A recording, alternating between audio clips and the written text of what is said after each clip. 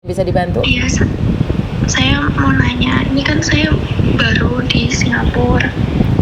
Sebelum saya berangkat, saya interview dengan majikan. Pekerjaannya itu 2 rumah. Saya jaga nenek. Oke, sebentar nih Mbak ya, sebelum saya potong nih. Kamu saat ini ada di Singapura? Iya. Oke. Kamu tahu kan setiap kali telepon ke saya secara langsung dan tidak langsung masuk di YouTube sama di Facebook. Jadi hati-hati, jangan pernah menyebut nama siapapun termasuk namamu sendiri, karena saya tidak ingin setelah viral kalian minta take down. Oke. Tentang Singapura, saya potong dulu ya. Saya bisa mendengarkan ceritamu, tapi tentang Singapura Miss Yuni nggak begitu tahu aturannya loh sayang. Karena Miss Yuni tidak pernah ada di Singapura dan Miss Yuni nggak tahu peraturan Singapura. Kamu di Singapura berapa lama? Saya baru dari tanggal 20. Tapi saya bekerja tanggal 29. Oke, 29. Nah, kamu baru kerja 11 hari. Kenapa kamu mengeluh? Iya, saya kepikiran. Soalnya awal interview saya dikasih tahu kan, tadinya saya ragu mau milih job ini. Terus? Tapi dari agensi sudah ngomong, katanya ini bukan legal. Soalnya udah ada izin dari MOM. Yang saya pertanyakan, emang boleh MOM ngizinin kerja 2 rumah? Nah, ini Miss Yuni nggak tahu ini tentang MOM. Terus?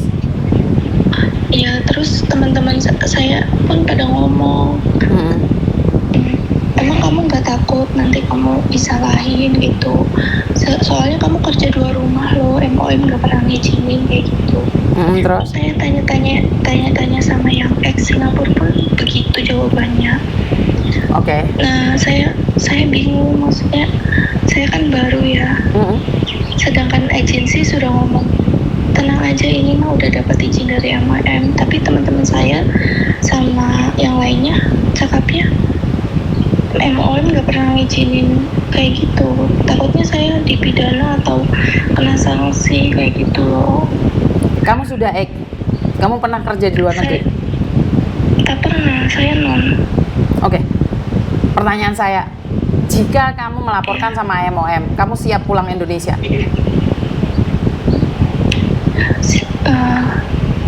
Saya sih pengennya masih kerja, cuma kalau misalkan emang takutnya dapat majikan yang lebih nggak baik, ya saya pulang aja nggak apa-apa gitu. Bukan, maksud saya adalah kamu ingin bertahan atau kamu sebenarnya dalam hatimu sendiri ingin pulang? Sebelum kita membahas tentang peraturan ya, saya cuma ingin nanya. Saya ingin nanya, apakah kamu sebenarnya ingin pulang atau sebenarnya kamu ingin bertahan? Sebenarnya saya ingin bertahan di sini, cuma harus jelas gitu loh. Kalau misalkan emang boleh 2 rumah MOM udah ngizinin, saya bertahan. Tapi kalau misalkan MOM nggak ngizinin, saya mending pulang aja. Ini adalah ya, banyak sekali Mbak. Hidup ini tidak ada hanya hitam dan putih. Hidup ini tidak hanya ada hitam dan putih. Saya sendiri juga heran, ada beberapa orang yang bekerja di 3 rumah. Mereka enjoy aja karena merasa bahwa kayak rumah sendiri. Kalau dipikir peraturan itu sangat salah sekali. Tapi karena dia butuh uang, dia tetap mengerjakannya. Makanya pertanyaan saya, kamu ingin bertahan atau pulang? Kalau kamu memang takut dengan peraturan, karena memang peraturan melarang, ya kamu pulang aja. Pulang aja. Saya pulang nanti saya dimarahin sama agensi. Ya itu kan konsekuensi dong sayang. Ya kan nggak mungkin kamu buang-buang uang segitu banyak, kamu nggak ada konsekuensinya, kan nggak mungkin juga. Ini adalah hidup. Makanya untuk keluar negeri itu harus siap mental, harus kuat mental. Nggak kuat mental ya kamu harus pulang. Ya itu resiko dong, kalau kamu dimarahin itu resiko dong sayang.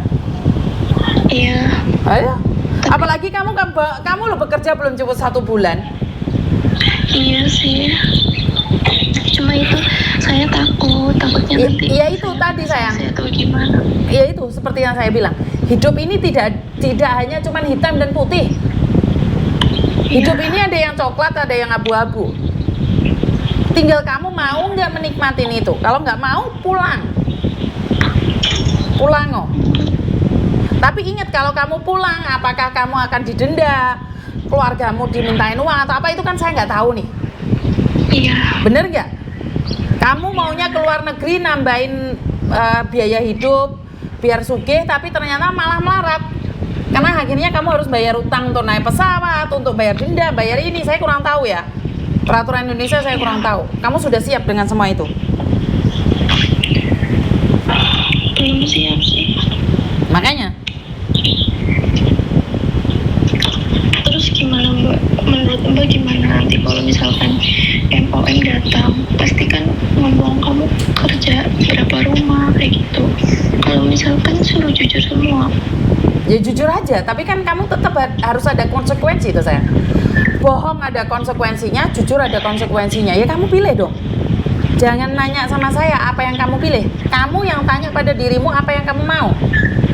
Karena saat MOM datang dan interview, ya kamu jawab sejujurnya apa yang kamu mau. Oh, iya Mbak. Tapi kalau saya ya, saya tidak ngomong kamu ya. Kalau saya pribadi, saya sudah keluar dari rumah Indonesia. Apalagi saya sudah ada di perantauan. Kerjaan saya 2 rumah, tapi saya merasa enjoy. Apalagi saya tidak ada pengalaman majikan tidak jahat sama saya akan menikmatin itu. Itu kalau saya ya, karena saya butuh uang ya. Iya. Tapi kalau kamu bilang takut peraturan, ya udah, katakan sejujurnya. Pulang aja nggak apa-apa. Tapi konsekuensinya ya kamu harus menanggung resikonya dong sayang. Bener nggak? Iya Mbak. Mm-mm. Iya benar. Ya udah, ya. Makasih sarannya ya Mbak. Siap. Oke, terima kasih. Maaf mengganggu. Nggak apa-apa. Ya. Oke, thank you. Oke, Bapak. Saya tidak menyalahkan anak baru. Gini aja capek, gini aja. Karena mungkin dengar dari teman-temannya bahwa harus seperti ini, seperti itu. Ya, seperti yang saya katakan bahwa hidup ini tidak hanya ada 2 warna. Hidup ini cuma bukan hanya ada hitam dan putih. Hidup ini penuh dengan warna. Jadi sekali lagi saya ingin mengingatkan pada kalian semua bahwa hidup ini tidak hanya ada 2 warna, hitam dan putih, benar dan salah, peraturan dan hukum. Tidak hanya itu, hidup ini ada banyak warna, bahkan pelangi pun ada, abu-abu juga ada, hitam-hitam juga ada, kelabu-kelabu, coklat, maron itu ada. Begitu juga dengan peraturan.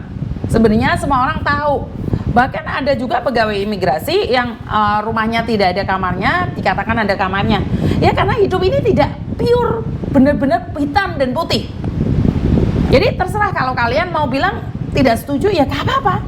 Tapi ada konsekuensinya. Jadi kalau konsekuensinya seperti ini ya kamu harus siap dengan konsekuensi yang ada.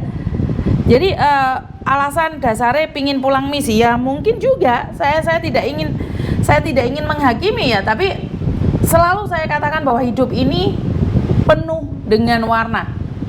Jadi daripada kita fokus dengan peraturan yang ada, kenapa kita tidak fokus dengan penghasilan kita? Benar nggak? Jadi ada yang selalu bilang nih, teriak-teriak khususnya di Hong Kong yang mengatakan harus taat peraturan.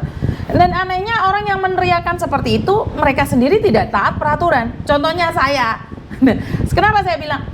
Saya katakan jangan menggalang donasi. Tapi ya saya masih beruntung karena saya PR ya, jadi presiden. Saya kalaupun ada kesalahan saya mungkin dipenjara, tapi kan saya nggak akan dideportasi karena saya PR.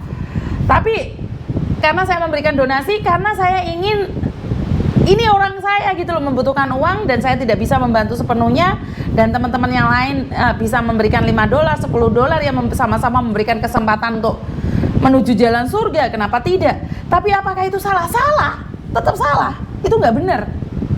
Dan juga ada beberapa orang yang ada di Hong Kong, mereka tahu peraturan beli majikan itu salah, itu mereka tahu banget beli majikan dan salah, dan mereka itu adalah orang top. Yang kalian selalu bilang orang yang banyak wawasan, kenapa tidak diundang sama Kick Andy itu? Karena Kick Andy juga ngelihat track recordnya kemungkinan besar ya. Karena mereka bukan pure pekerja migran. Karena mereka beli visa. Kalau mereka bukan beli visa, nggak mungkin dong ada acara apapun diizinkan sama majikan untuk keluar. Meeting dimanapun bisa hadir. Acara KJRI kapanpun dimanapun bisa hadir. Ada yang bisa hadir, tapi kan nggak bisa totalitas. Orang nggak bodoh-bodoh amat ya. Orang akan berpikir, nih mereka punya sesuatu dan koar-koar harus taat peraturan. Ini dia sendiri kepalanya aja nggak taat peraturan. Bagaimana yang bawah? Yang bawah suruh taat setengah mati. Tapi yang atas, waduh enak-enak lesehan. Meeting sana, meeting sini. Tapi pada kenyataannya mereka beli visa. Ini satu bab aja udah peraturannya dia sudah disalahin. Satu ini aja sudah disalahin. Ada berapa banyak? Banyak. Ada seorang pekerja migran mengatakan bahwa dia itu tidak boleh bekerja kecuali tidak boleh mendapatkan gaji selain visa dia di majikan tersebut. Tapi nyatanya dia dapat ceperan kok dari tempat-tempat lain. Apakah itu boleh? Ya boleh selagi nggak ada yang tahu dan nggak ada yang laporin, silahkan. Benar nggak? Jadi aku kok nggak ada jaga nenek tetap tak jogo 3 tahun menurut peraturan ya ora oleh. Tapi aku butuh duit daripada pindah majikan, belum tentu dapat majikan yang baik. Kerja 2 rumah ya tak lakoni. Nah, ini memang kembali pada diri kita, Mbak. Hidup ini nggak ada yang hitam sama putih. Itu aja deh. Yakin aku masih kelebon abu-abu. Kalaupun enggak, kalau dia memang benar-benar pure hitam dan putih, itu jaluan. Paham nggak maksud saya? Kalau malah enggak, mangan rono rene sing bayari koncone. Itu ada. Bayar rono dike itu ada. Tapi dia pure hitam dan putih menurut dia. Tapi selebihnya saya kurang tahu. Ya wes, sebentar ya. Saya akan angkat telepon. Halo. Halo Miss, assalamualaikum. Waalaikumsalam. Iya Mbak. Miss, saya mau cerita juga sama minta tolong ya Miss ya. Oke, cerita.